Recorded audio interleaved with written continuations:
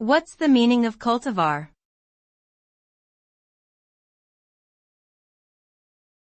Cultivar.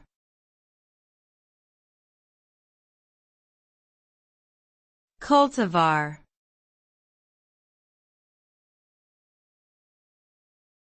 Cultivar.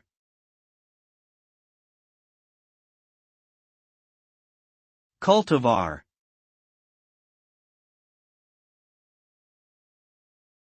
Cultivar is a term used in agriculture to describe a plant or crop that has been selectively bred or genetically modified to have specific desirable characteristics, such as resistance to pests or disease, increased yields, or improved flavor. Cultivars are often developed by crossbreeding different varieties of the same species, and they can be propagated by seed or vegetatively.